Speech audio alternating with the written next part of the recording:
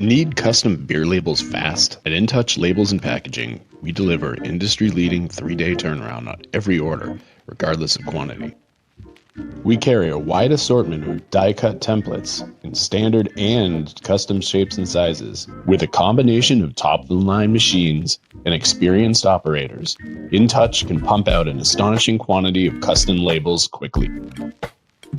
Our competitive pricing means you get top quality labels without breaking the bank. Need help?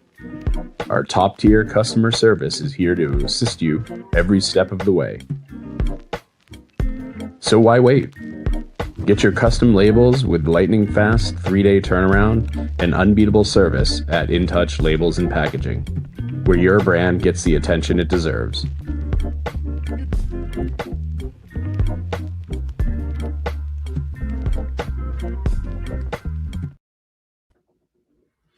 Okay, thank you, sponsor InTouch, for putting up some funding for this show to go on. Thank you, Andrew, for having us on the show. Hope you're all doing well. We are Alfa Laval, and we're here to talk about improving brewery profits through efficient process equipment. A little bit about us. Vince, why don't you go ahead and introduce yourself? Hey, everybody. I'm Vince Polino. I'm the sales manager for Alfa Laval, what we call brewery, beverage, and food capital sales. I've been with Alfa Laval about 10 years. Happy to serve the brewery community for the large majority of that time. Excellent. And I'm Sheldon Young. I do sustainability solutions. And what that means is I work with the food, beverage, dairy, pharma industries to kind of understand their processes, their sustainability goals, and then how do we use technology to help deliver those goals while also increasing profits. I've been with Alfa Laval a total of almost 20 years when I count it all up. And then, I'm based here in Richmond, Virginia, home of many fine breweries that I frequently visit. So today, I'm going to kick things off just quickly. For those of you who don't know much about Alfa Laval, we are a global company. We focus on kind of three main core technologies: heat transfer, separation, and fluid handling. It's a whole bunch of things that go into that, and we'll talk a little bit about it. We're about 22,000 people worldwide. So I'd like to start with a little bit of fun. If anyone knows the answer to this next slide, feel free to drop it in the chat. If not, I'll give you the answer pretty quick. I got three numbers up here on the board. Does anybody have a guess as to what these three numbers might be? They're all something different. I'll do the Jeopardy music to TikTok, see if anyone drops an answer into the comments here. If not, I'll just be the person that gives away the answer in class very quickly. Okay, I'm not seeing anyone jump on it, which is okay. First number, 4.3 billion gallons. That is the amount of wastewater generated in the beer industry every year. And so it's a lot. It's a lot of wastewater, and it needs to be something that comes as part of the brewing process. 30%. 30% is the amount of beer that you can possibly lose between the brew house and packaging. Okay, all the different things that happen along that processing line. You lose yield all on the process. We're going to talk about a few ways that you can save some of that. And then 90 minutes. 90 minutes is how long it can take you to actually CIP a fermentation tank in some cases. That's anytime that you're CIPing and cleaning, you aren't brewing beer. And so we're going to talk about some ways to lower that as well. Okay. So I use sustainability. Sustainability is a big part of Alfa Laval. So what is sustainability and what does it mean to the brewing industry? Okay, I'm going to start with that first part. What is sustainability? So if you go by the official UN definition of things, sustainability is really about a whole bunch of stuff. It's not just electric cars and windmills, right? The UN has 17 sustainable development goals. They range everything from the obvious stuff between climate action, water, clean air, clean land, to things like education and taking care of people having full employment in their lives, as well as things like hunger. So there's a lot of things that the impacts includes people, planet, and improving lives. And so when you look at sustainability is a big bucket. It's all that. Excuse me. When I think about it, we focus on the process aspect of it and the environmental aspect of sustainability. So kind of a few things. It really means doing more with less. So you want more outputs for fewer inputs. And you can move either one of those levers depending on what you're trying to do. If you have the same amount of resources, you'd love to create more beer from it. Or if you're making X amount of beer, you'd love to use less energy, less water, less chemicals, less hops, all that, right? So that's when I think about sustainability, it's moving the levers in that space. It's also about do no harm and make it better, right? You really, we all live in communities. We all interact with the communities. We don't want to hurt those communities and because they're a part of our lives. And so avoiding harm as we do our work is important. The in it together approach, right? There is no planet B. We have to kind of think about sustainability as something we work on together and achieve the goals of a more productive brewing process. And then finally, again, a little bit of humor, don't be a goblin, right? We all have to kind of share the world we live on, the resources that are available to us. Using the minimum amount of resources to get our jobs done is important. Now, when I jump to think about a process itself, so what do I look at to make it more sustainable? Well, there's a number of things. One is, as I said, increasing that output, that yield. You've got things like upcycling, and then saving energy, water, and chemicals are kind of the obvious ones. Expanding the lifetime of the equipment that you put in, right? And then that whole circular use. Like, do we have a way to recycle that equipment some way and reuse it somewhere else, right? Does all those things come into play when we think about that sustainability? And it all boils down, again, you sometimes hear the term total cost of ownership. Cost is of course critical, but I like to think about it as total impact of ownership, right? It's about the impact we make, and that includes our costs and our environmental footprint and all the things that we deliver. So kind of what matters to breweries? Well, when we sat down and thought about this, we came up with kind of three things.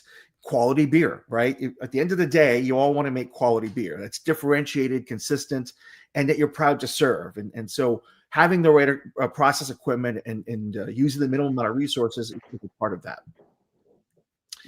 Profitability, can't forget that, right? Sustainability and profitability, they're tied at the hip.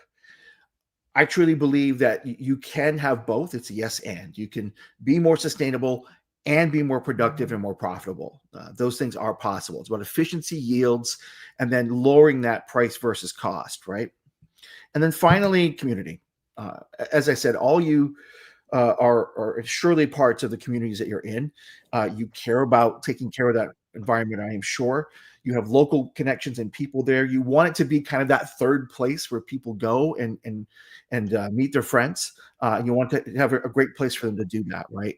And the more responsibility that we put into brewing our beer, the better stewards we're going to be to our communities.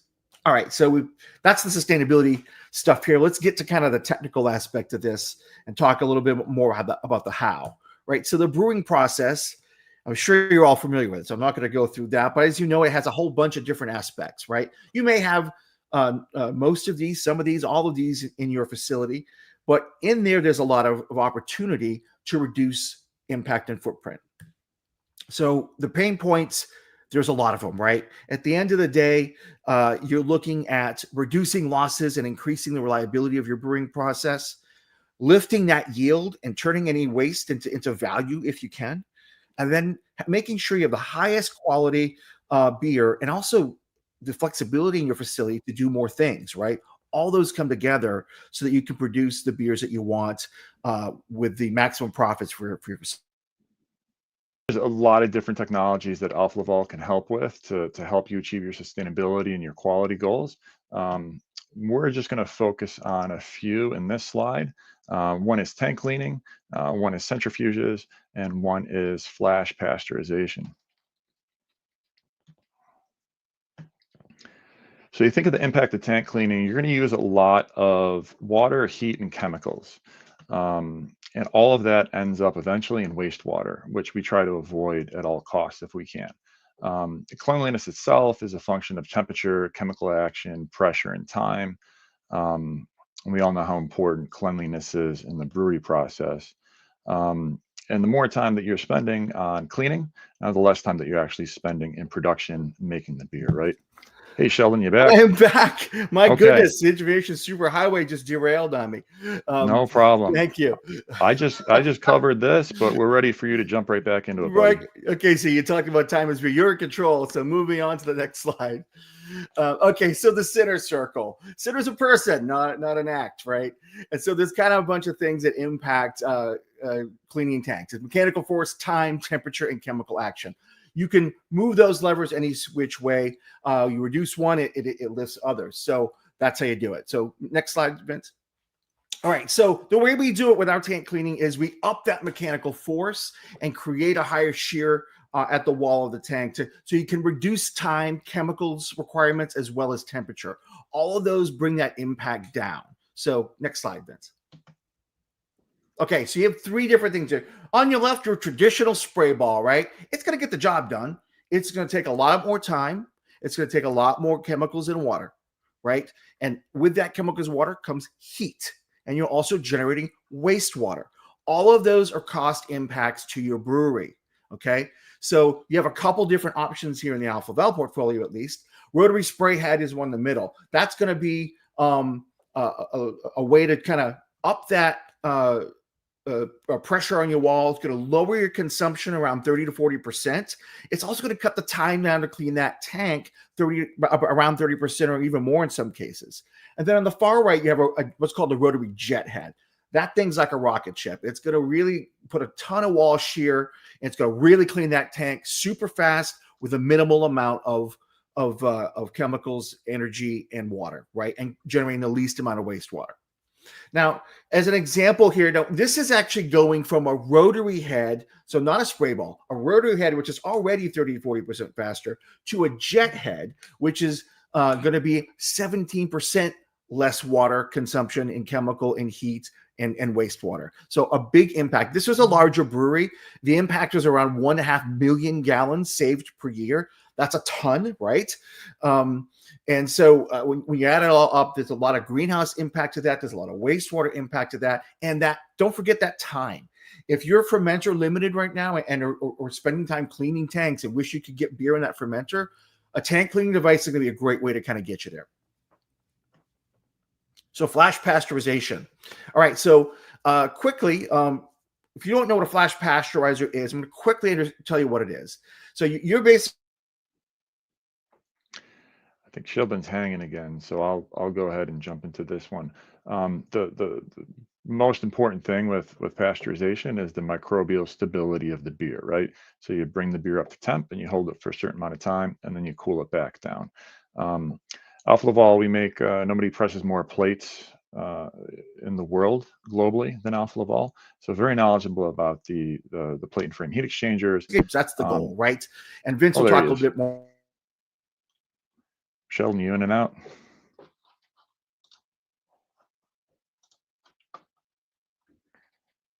I'm not sure if you guys are getting Sheldon here.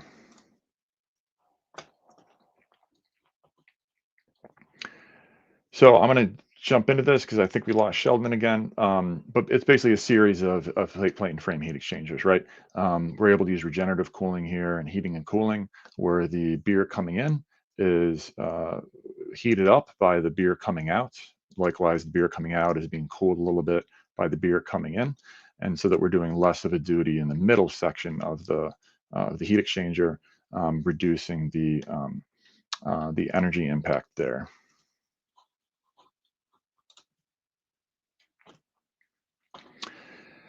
And so we talk about the benefits. I mean, quality should always be first, right? So if you're looking to expand distribution, maybe you want to give the consumer a consistent brand experience no matter how far away from the home you are. Maybe you want to make sure you're packaging the beer you design or intended. Then flash pasteurization is a great way to ensure shelf life and stability. And you can do that while minimizing the thermal impact during the pasteurization process.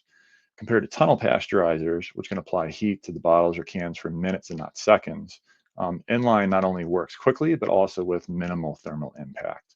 So it's a much more efficient use of steam, glycol, and fresh water, which eventually goes down the drain as wastewater, right? For some customers, it's about protecting the brand. Back sweetened beers are a lot more popular, but they present re-fermentation risk. Maybe you want to protect a valuable barrel age program from infection risk, or maybe your beers are just getting further and further away from the brewery. You want to improve shelf life to ensure that good customer experience, right? At all products, you want to make sure the customer enjoys the product. At all costs, you want to make sure the customer enjoys the product without ending up down the drain, and knowing that you can sleep better at night, knowing your beer is shelf stable. And so for one small craft customer, we provided a flash pasteurizer. There's a great video down here if you have a chance to check it out, where they speak about, being able to sleep better at night, knowing that their beers are protected, that they're giving the customer the experience that they intended, but also, just the best use of resources and utilities. With the Alfa Laval heat exchangers, in a design like this, you can see up to 95%, heat recovery from the system. Just the most efficient way to protect your beer, and potentially open up the door for other products. If you're looking at non-alcoholic programs, something like a flash pasteurizer is much more important. Thanks for covering that, Vince. I appreciate it. No problem. Welcome back. I know, right? Centrifuges. Third technology we're talking about today, and the last are separator centrifuges. At a very high level, what we're doing is effectively taking advantage of centrifugal force to speed up what you may already be doing with time, temperature, and gravity. So maybe what takes you 2 to 5 days or a week, 1 G of gravity or force, we can do instantly with about 10,000 Gs or more in a disc stack centrifuge. And essentially what we're doing is the separator bowl is rotating on a spindle, and we're flinging the solids out to the periphery of the bowl where they are intermittently ejected through the discharge port. And we can speed that process up by introducing the disc stack centrifuge. We're under the microscope here, the magnifying glass. You can see the discs act as something for the solids to hit up against and then slide down much more quickly to work its way out of the centrifuge. The biggest sustainability impact on a centrifuge is probably going to be yield improvements. Some very basic math. This is an example from about a 2,000 barrel per year customer who is brewing a lot of hazy IPAs with about 6 pound per barrel, dry hop, so very high solids content. And they have one of our smallest machines. Without a centrifuge, that 20 barrel batch, they were yielding about 14 barrels, so losing about 6. And by adding the centrifuge to the process, they were yielding closer to 16 barrels in that same 20 barrel batch. So this is about a 10% yield improvement with the centrifuge. Most customers tell us they see between 5 and 10%. Some have seen 20% or more, really depending on your process, your ingredients, things like that.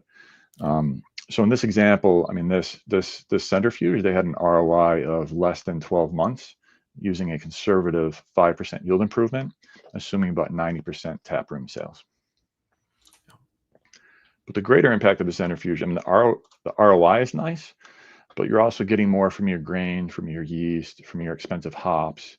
This means there are fewer trucks on the road delivering those ingredients to everyone, and you're sending less to drain that would need to be processed later at the wastewater facility, which you may or may not be getting fined for, right? But also production scheduling. How great would it be if you could plan your packaging dates in advance? You knew from knockout in 10, 14 days, you're going to centrifuge and send it to package. You're not waiting around for the beer to settle anymore or to hit spec. It's ready when you decide it's ready. But what if you could turn your tanks faster? You're not waiting for gravity to do its thing, especially in the busy summer months when you're trying to keep up with demand. The quality is still king. This is an opportunity to differentiate yourself in a crowded marketplace with better quality programs. You can minimize your dissolved oxygen pickup compared to old filters. You can better retain volatile oils and aromatics, and basically establish a consistent experience for your customer. It's been over 140 years since our founder, Gustave de Laval, invented the first centrifuge for dairy, but innovation is still happening. Bottom-fed designs, first used in biotech, are the most gentle way to centrifuge your beer, but they also offer many sustainability advantages. You can see 30 to 70% lower power consumption compared to traditional top-fed machines, and water reuse options can reduce cooling water demand by up to 50%. all while achieving higher yields and faster tank turns. Our early example was probably one of our smallest customers. This example is going to be one of our biggest customers. This large industrial brewer saw just an 11-month ROI on one of our largest machines through yield improvement and utility cost reductions. This included over 122 tons of annual CO2 reduction by replacing a hydrohermetic machine with a bottom-fed machine, and 263 megawatts of electricity with just a more efficient design, all while providing the most gentle way to centrifuge their beer that's also better for the environment.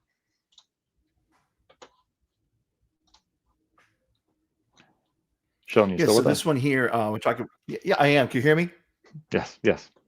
Okay, thank you. My gosh, I tell you, not my day with the interwebs. So brewery productivity. So one of the things that we often will do with a lot of our customers is, hey, come take a look at our process. Help us understand where the opportunities are, right? And it can be done either. Go ahead and hit through on these, Jim, Vince, if you could. Essentially, how it works is you can do a visit, whether in person or virtual, and we can often talk these things through on the phone. You can tell us kind of what your process is like. We can look at the process data. We can collect that, and then we'll take a look at it and assess kind of what opportunities there are, whether it's that tank cleaning that could help, whether it's valves or pumps or mixers or heat exchangers or whatever, right? We're going to look at the biggest bang for the buck there, and we're going to work with you to lower those costs and give you return on investment that's going to make sense for you, right? And whatever your investment level is. And so it's really walking through that, letting you prioritize your projects, and then deliver the beer at the lowest cost and impact possible, right? The goal is to generate ideas for you in your future.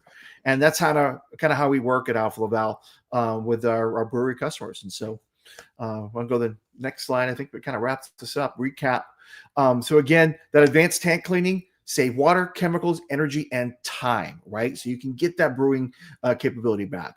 With a flash pasteurizer, improve your quality, your shelf life, and then also reduce the energy required, right? To get that high quality beer into bottles with less chance of any issues, right? And then finally, that sustainable centrifuge, fast, high quality clarification, while also minimizing the resource use and oxygen pickup, and giving you the highest quality beer possible. And again, it's time. Instead of using other mechanisms, you get a lot of your time back using a centrifuge, and you're able to focus on other things and do other things. With that, I think we are done. I hope you guys got a couple of ideas to help you lower that impact and improve your profits. You can reach Vince or I with information here on the screen. We're both happy to engage and ask any questions you have about what you saw today or anything in the Alfa Laval portfolio. We work with a lot of breweries, and Vince is an expert at diving in on all the solutions that we bring to those breweries as well. So with that, I think if you have any questions, please drop them into the comments. If not, we hang out and talk about beer. I'll be honest, I had a fantastic beer this weekend. It was a barrel-aged porter from a local brewery, and it was fantastic. It was really good. I wasn't expecting it to have as much flavor as it did. I've had some beers from that place before, and this one really just kind of stood out from some of the stuff they've had, and it was really magnificent. Sheldon, do you remember, was it bourbon barreled, or do you remember what was in it before? It was a rum barreled, actually, Okay. which was different. So yeah, it was like a rum barrel porter, which is kind of fantastic. And they had another one actually at the brewery. I live right next door to a large brewery here in Richmond. Everyone will know, at least in Richmond, will know what it is. But they had some special ones on tap as well. I'm trying to remember what was in it. But it was also a strong beer. It was from 2018. It had been sitting in the barrel, and so just a ton of flavor in that one. And we see a lot of interest in breweries with barrel programs with the flash pasteurizer. Spent a lot of time and labor letting those beers soak up all those wonderful flavors and the aromas that they get from the barrel. But sometimes maybe you might have a wild barrel. There's something in the barrel that's not supposed to be there, and it could spoil the whole batch. So Some feedback we get is, they wish they'd invested in the flash pasteurizer years before, because the cost of like 1 or 2 recalls could pay for the flash itself, right? So that's kind of the idea of like sleeping well at night, especially if it's a barrel program. But even now, as a lot of the alternative beverages and products come out, and non-alcoholics or low alcoholic beer, the alcohol acts as to protect against some of those microbes and those things. You don't have that if you have an NA or an 0.5. So that's also where a flash pasteurizer can come in. But it's kind of like deaerated water. Like once you get one into your brewery, you find all kinds of different uses and needs for it. Yeah, that last brewery I was at, they have one of our decanter centrifuges being used to recover beer from their whirlpool, I believe it is. And so, interesting. Yeah. Process. Alfa Laval led the whirlpool decanters years ago, and there's a lot of interest in we call it hermetic decanter, where it kind of does the same duty as the disc stack, but not all disc stacks can handle the higher solids loading to where a decanter centrifuge, may be an interest there. Absolutely. Okay. Well, Sheldon, I'm not sure we're getting many comments, so I guess that means we did an okay job. It's absolutely. I think I think you pretty much did all the work. I blame my internet excuses to kicking me out there. So I didn't really want to do it. I wanted you to do it all. So no problem. We figured it out, and we thank Andrew and the craft beer professional for the opportunity, and thank all of you for listening in. Please reach out if you have any further questions. Otherwise, I hope everybody has a great rest of your day. Absolutely.